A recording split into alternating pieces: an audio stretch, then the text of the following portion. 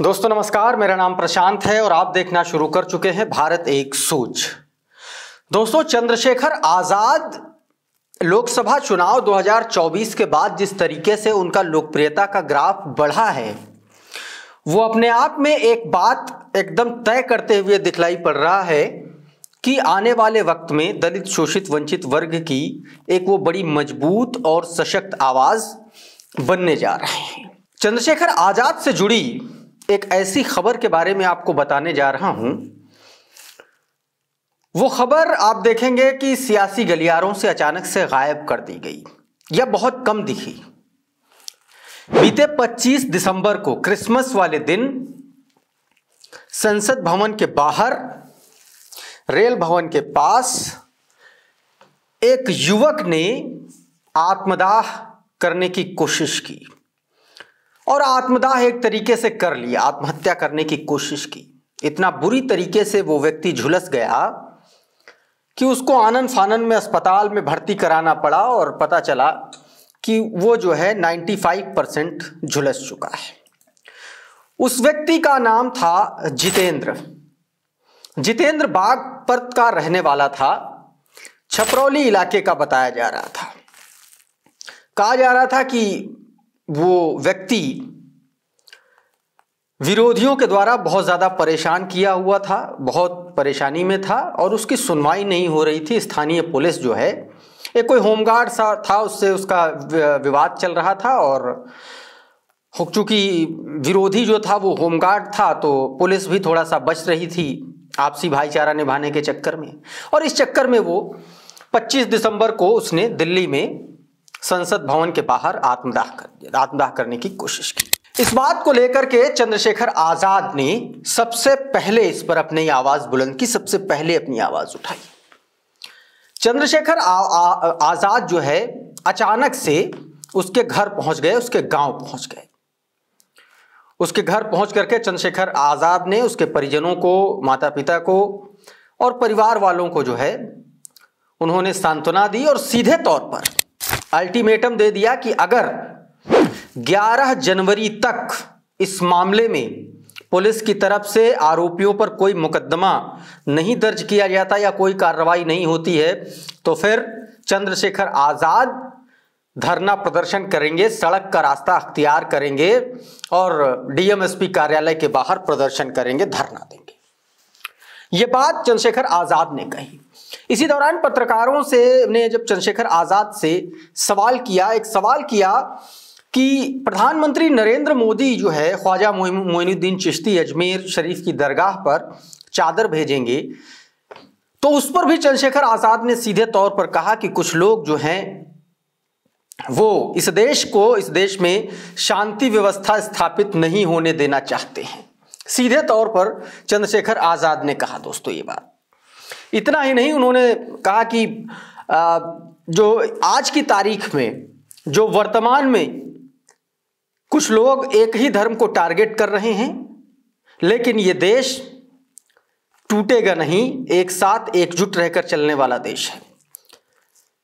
एक और सवाल का जवाब देते हुए चंद्रशेखर ने सीधे तौर पर कहा कि पुलिस बताए, बागपत की पुलिस ये बताए, थाना अध्यक्ष बताएं, सीओ बताएं, एसपी साहब बताएं कि एससी, एसटी, दलित, शोषित, वंचित वर्ग के लोगों को कितने शस्त्र लाइसेंस दिए गए हैं। क्योंकि जिस तरीके से दलितों पर एट्रोसिटीज हो रही हैं, अत्याचार हो रहे हैं, उस हिसाब से ये बताया जाए कि उनको उनकी आत्मरक्षा के लिए कितने लाइसेंस, कितने हथियारों के लाइसेंस एससी समाज के लोगों को दिए गए हैं। सुनिए जरा चंद्रशेखर ने क्या कहा है, उसके बाद आपको परभणी ले चलेंगे, वहां पर क्या कुछ चंद्रशेखर आजाद ने किया ये भी बताएंगे। पहले बागपत में पहुंचे चंद्रशेखर का ये बयान सुनिए आप। एक धर्म को टारगेट करके कुछ लोग कोशिश कर रहे हैं, ये देश हमेशा एकजुट रह के ही आगे बढ़ा।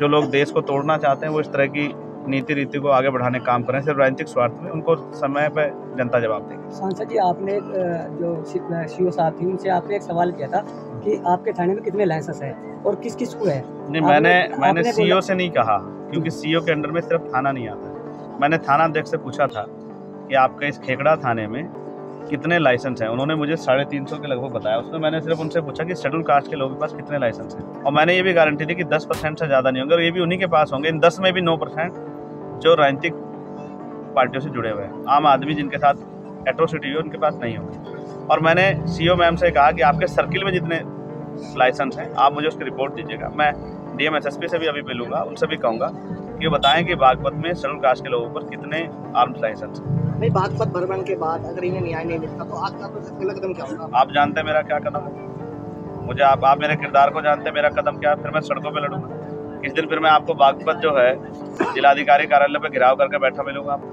वहीं बैठा मिलूंगा, अधिकारी वहीं बैठे मिलेंगे। मैं लोगों को न्याय दिलाने के लिए भी मेरे पास इतनी शक्ति तो नहीं है कि जिले के अधिकारी को सस्पेंड कर सकूँ, ट्रांसफर कर सकूँ या उस पर FIR करा सकूँ। तो अभी इतनी शक्ति ना होने के कारण अभी तो संघर्ष सड़कों पे हो सकता है। जिस दिन ये शक्ति होगी उस दिन के बाद किसी गरीब पे, किसान का मेरे पे हिंसा नहीं होगी, ना हिंसा करने वाला इसे सोच रहा है। तो दोस्तों सीधे तौर पर चंद्रशेखर ने तमाम सारे मुद्दों को लेकर के अपनी बात रखी। अब दोस्तों इसको लेकर के लगातार चंद्रशेखर आजाद अपने बयान दे रहे हैं, क्योंकि जाने जाते हैं दलित शोषित वंचित वर्ग की आवाज उठाने के लिए। बीते दिनों चंद्रशेखर आजाद परभणी भी गए थे, और आपको याद होगा कि परभणी में बाबा साहेब डॉक्टर भीमराव अंबेडकर की प्रतिमा के साथ छेड़छाड़, संविधान की प्रति के साथ छेड़छाड़ की गई थी।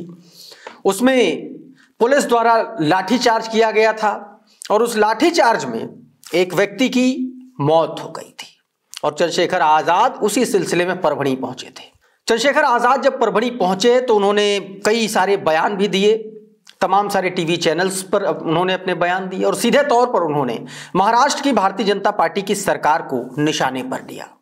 क्या कुछ चंद्रशेखर आजाद ने परभणी पहुंचकर कहा, यह आपकी स्क्रीन पर है, एक बार देखिए जरा। चंद्रशेखर आजाद अपने एक्स हैंडल पर किए गए पोस्ट में लिखते हैं कि महाराष्ट्र के परभणी जिले में असामाजिक तत्वों द्वारा अंबेडकर स्मारक में तोड़फोड़ और संविधान की प्रतिलिपि को क्षतिग्रस्त करने की घटना के विरोध में हुए आंदोलन में पुलिस द्वारा बेरहमी से की गई पिटाई में मारे गए भाई सोमनाथ सूर्यवंशी जी, और इस घटना के सदमे में अंबेडकरवादी नेता भाई विजय वाकोडे जी हमारे बीच नहीं रहे। परभणी पहुंचकर दोनों साथियों को विनम्र श्रद्धांजलि अर्पित की, और परिजनों से मुलाकात कर ढांढस बंधाया और संवेदनाएं व्यक्त की। पुलिस द्वारा जिस तरह से वहां हमारी माताओं, बहनों और युवा साथियों को बेरहमी से पीटा गया और झूठे मुकदमे लादकर जेल भेजा गया, उन सभी से भी आज मुलाकात कर उनका हालचाल जाना। मैं सीएमओ महाराष्ट्र यानी कि महाराष्ट्र के मुख्यमंत्री से आंदोलनकारियों पर दर्ज झूठे मुकदमे तुरंत वापस लेने और सोमनाथ सूर्यवंशी की हत्या के लिए जिम्मेदार पुलिस कर्मियों पर हत्या का मुकदमा दर्ज करवाए जाने कार्रवाई करने की मांग करता हूं। तमाम सारी उनकी तस्वीरें हैं परिजनों से मिलते हुए। सीधे तौर पर चंद्रशेखर आज़ाद जो शोक संतृप्त परिजन हैं उनसे मुलाकात करते हुए नज़र आ रहे हैं, और ना सिर्फ मुलाकात करते हुए नज़र आ रहे हैं बल्कि उनसे बातचीत कर रहे हैं, उनका सुख दुख समझने की कोशिश कर रहे हैं। इन सारी तस्वीरों के माध्यम से आप देख समझ सकते हैं। इससे पहले एक दिन पहले चंद्रशेखर आज़ाद 1 तारीख को भीमा कोरेगांव पहुंचे थे, जहां हजारों की संख्या में भीम आर्मी के समर्थकों ने, चंद्रशेखर आज़ाद के समर्थकों ने उनका स्वागत किया था।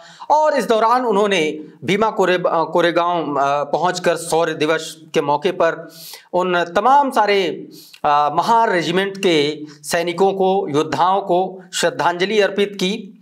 और इसके बाद अब चंद्रशेखर आज़ाद ने बागपत पहुंचकर जो है जितेंद्र के परिजनों से भी मुलाकात की। तो दोस्तों कुछ इस तरीके से चंद्रशेखर आज़ाद लगातार सक्रिय हैं, सदन के अंदर हो चाहे सदन के बाहर हो। जिस वक्त परभणी की हिंसा हुई थी उस वक्त शीतकालीन सत्र चल रहा था और इसी वजह से शायद चंद्रशेखर आज़ाद वहां नहीं पहुंच पाए थे। तो अब एक बार फिर से उन्होंने परभणी पहुंचकर एक बहुत बड़ी मांग कर डाली है। देखना होगा कि आरोपी पुलिसकर्मियों पर क्या कुछ कार्रवाई महाराष्ट्र की सरकार करती है। बहरहाल अभी के इस वीडियो में इतना ही। हमारा ये वीडियो आपको कैसा लगा हमें कमेंट बॉक्स में जरूर बताइए। ये वीडियो अगर आपको अच्छा लगा तो इसको लाइक कर दीजिए, इसको शेयर कर दीजिए। चैनल पर नए आए हैं तो चैनल को सब्सक्राइब कर लीजिए, बेल आइकन जरूर दबा दीजिए ताकि इसी तरीके के तमाम वीडियोस आपको सबसे पहले मिलते रहें। साथियों बहुत बहुत शुक्रिया, बहुत बहुत धन्यवाद। आप जुड़े रहिए भारत एक सोच के साथ। नमस्कार।